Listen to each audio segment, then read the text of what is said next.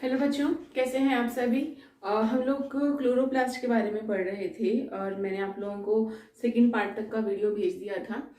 आज हम लोग बात करने वाले हैं इसके थर्ड पार्ट के बारे में। हम थोड़ा सा आज डिटेल पढ़ने वाले हैं और आज ही इसको हम फिनिश करेंगे ताकि हम लोग इसके कल फंक्शन पढ़ सकें। चलिए समझिए एक बार। मैंने एक बार आप लोगों को बताया था कल के वीडियो के अंदर कि जो आपका क्लोरोप्लास्ट जो होता है इसके अंदर ओवरऑल यहाँ पे देखा जाए तो दो मेम्ब्रेन प्रेजेंट होती हैं। ठीक है, दो तरह की मेम्ब्रेन है जहाँ मैंने आप लोगों को कल बताया था। ये वाली जो मेम्ब्रेन है बाहर वाली, इसको हमने बोला आउटर मेम्ब्रेन। ठीक है, और अंदर वाली को हमने क्या नाम दिया, इनर मेम्ब्रेन नाम दिया। ठीक है, जिसको हम हिंदी में क्या बोलेंगे, बाह्य झिल्ली, और इसको हम क्या बोलेंगे, अंतः झिल्ली, या फिर इसको हम आंतरिक झिल्ली भी बोल सकते हैं। अगर आप लोगों को कल का वीडियो अगर आप लोगों ने पूरा देखा है तो मैंने कल पूरी स्ट्रक्चर के बारे में आप लोगों को बताया था। फिर भी इन ब्रीफ में आप लोगों को बता देती हूँ कि जो आउटर मेम्ब्रेन जो होती है, यानी कि जो इसकी बाह्य झिल्ली जो होती है, देखिए बच्चों बहुत सिंपल सी चीज़ है कि मॉलिक्यूल्स जो हैं वो हमेशा कोशिका में से बाहर की ओर जाते हैं। ये बात तो मानते हो। कोशिका में सॉरी जितना भी एक कोशिका के अंगक हैं उन अंगकों में से सेल ऑर्गेनल्स में से वो बाहर की ओर जाते हैं और बाहर से अंदर की ओर भी आते हैं। तो इसके लिए कुछ ना कुछ तो स्पेस यहाँ पे होना चाहिए। तो जो आपकी आउटर मेम्ब्रेन जो होती है ये परमिएबल होती है स्मॉल प्रोटीन्स के लिए। ठीक है, यानी कि जो बाह्य झिल्ली है अगर हम लोग बात करें तो ये कैसी होती है, पारगम्य, यानी कि दिस इज परमिएबल। परमिएबल होती है, पारगम्य होती है।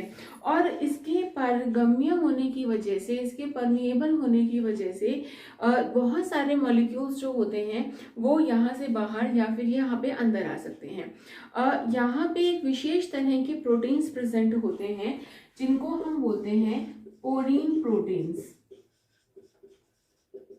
ठीक है, इनके अंदर एक विशेष तरह के प्रोटीन होते हैं आउटर मेम्ब्रेन में जिनको हम पोरीन प्रोटीन्स बोलते हैं। और ये प्रोटीन जो होते हैं ये हेल्प करते हैं पासेज में। ठीक है, they are helpful in Passage.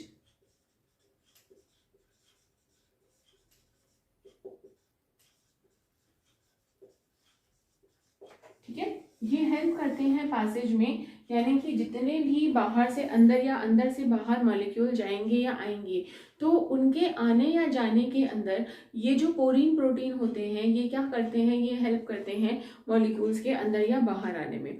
दूसरी बात आती है अब आपके इनर मेम्ब्रेन के बारे में।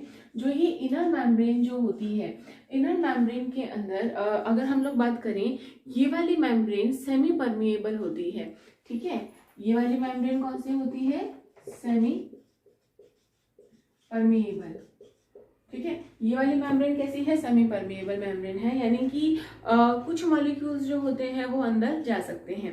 अच्छा, दूसरी इंपॉर्टेंट चीज, इसके अंदर कुछ विशेष तरह के कैरियर मॉलिक्यूल्स होते हैं और ये मॉलिक्यूल्स जो होते हैं ये मॉलिक्यूल्स एक सेलेक्टिव मॉलिक्यूल्स होते हैं जो चीज़ों को अंदर या बाहर ट्रांसपोर्ट कर सकते हैं। ठीक है, ये सेमी परमिएबल है और इसके अंदर क्या प्रेजेंट होते हैं, कैरियर मॉलिक्यूल्स। कैरियर मॉलिक्यूल्स का मतलब होता है कुछ वाहक होते हैं, कुछ वाहक प्रोटीन होते हैं जो किसमें मदद करते हैं, आवागमन में।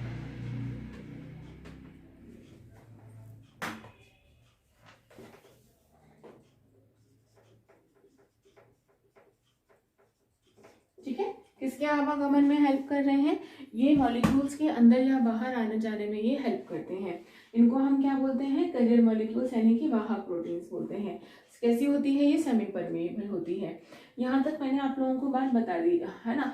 नेक्स्ट हम लोग बात कर रहे थे यहाँ पे कि इसके अंदर बहुत सारा एक मैट्रिक्स भरा हुआ होता है जिसको हम स्ट्रोमा भी बोलते हैं। ठीक है, इसके अंदर क्या प्रेजेंट है, स्ट्रोमा, या फिर इसको हम क्या नाम दे रहे हैं, मैट्रिक्स नाम दे रहे हैं।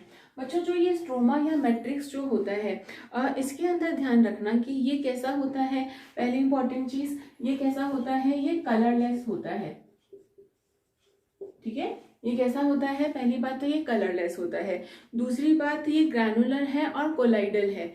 ठीक है, ये कैसा है, दानेदार, यानी कि छोटे छोटे दाने जैसी संरचनाएं होती हैं, इसीलिए इसको हमने क्या नाम दिया, ग्रैन्युलर।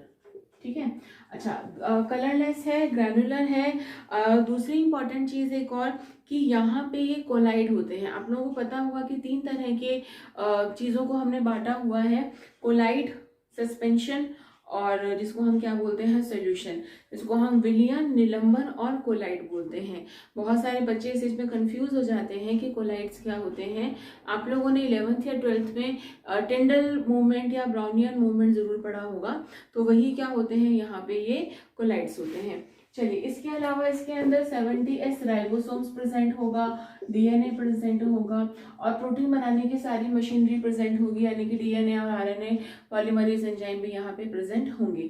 मतलब कहने का मतलब है यहाँ पे पॉलीमरेज एंजाइम यहाँ प्रेजेंट है। इतनी बात क्लियर हो गई, यहाँ तक तो कोई प्रॉब्लम नहीं है, स्क्रीनशॉट ले लो, आगे बात करते हैं।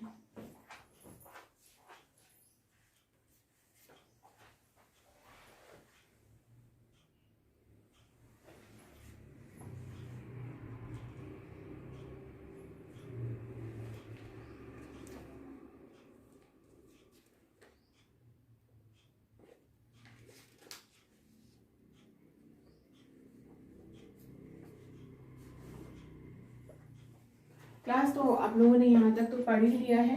नेक्स्ट हम लोग बात करते हैं यहाँ पे, मैंने कहा था कि ऐसे एक स्टैक लाइक स्ट्रक्चर्स होती हैं, ठीक है, इस तरह से, जिसको हमने क्या नाम दिया था, ग्रेना नाम दिया था। मैंने एक चीज और कही थी आप लोगों से, वो क्या चीज कही थी, मुझे याद नहीं आ रहा। मैंने ये चीज कही थी, हाँ, इनर मेम्ब्रेन जो होती है, ये इनर मेम्ब्रेन जो है ये कई बार थाइलेकॉइड से या इंटरग्रेनम से भी जुड़ी हुई होती है। इस बात को हमेशा ध्यान से रखिएगा कि ये जो इंटरग्रेनम होती है ये कई बार इनर मेम्ब्रेन के साथ में जुड़ी हुई है। इसको हम ग्रेना बोलते हैं, इसको हम थाइलेकॉइड बोलते हैं, इसको हम पीठिका बोलते हैं। ठीक है, तो ये सारे नाम जो हैं ये इसी के ही हैं, जो ये स्टैक लाइक स्ट्रक्चर्स हैं इनके ही सारे नाम हैं।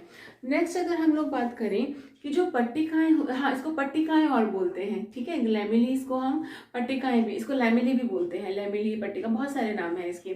तो ये हमेशा किस में होती हैं, ये हमेशा जोड़े में प्रेजेंट होती हैं।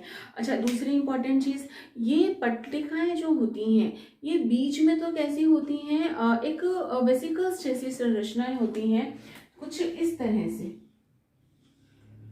ठीक है, यानी कि बीच में तो कैसी है, ये दबी हुई हैं और साइड से कैसी हैं, ये उठी हुई हैं। और यही वजह है, यहाँ पे देखो, आप लोगों ने फोटोसिंथेसिस पढ़ा होगा, प्रकाश संश्लेषण पढ़ा होगा।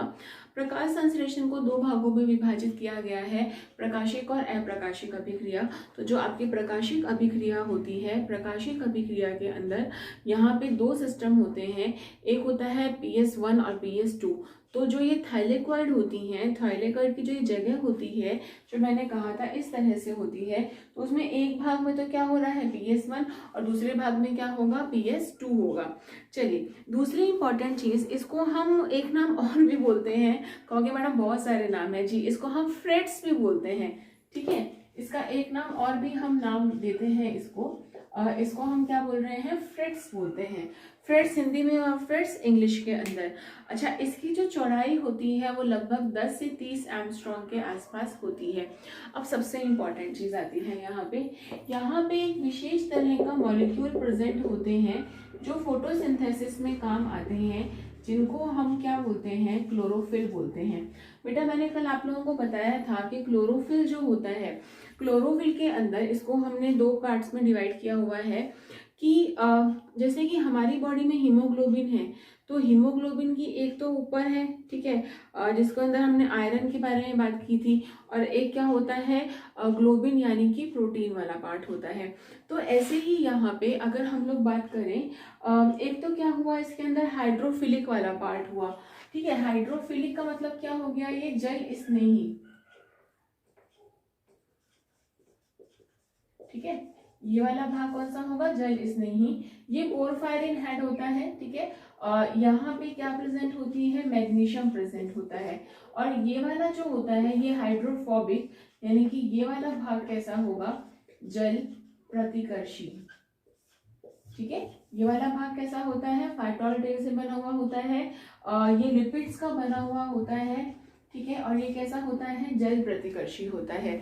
तो ये क्लोरोफिल के स्ट्रक्चर के बारे में मैंने आप लोगों को बताया। अच्छा, दूसरी इंपॉर्टेंट चीज़, ये जो लेमिलीज होती हैं, यानी कि जो ये ग्रेना होती हैं, ये आपस में एक दूसरे से कनेक्टेड रहती हैं या जुड़ी हुई रहती हैं।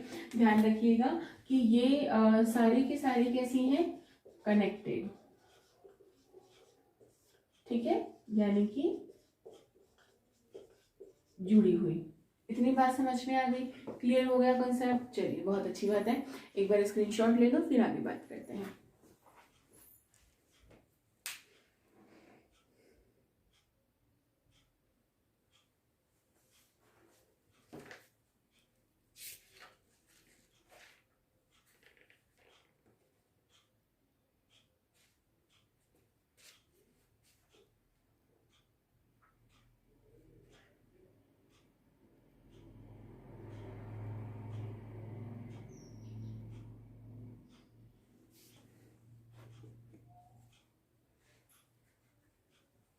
तो आपने इसका स्क्रीनशॉट ले लिया होगा बच्चों।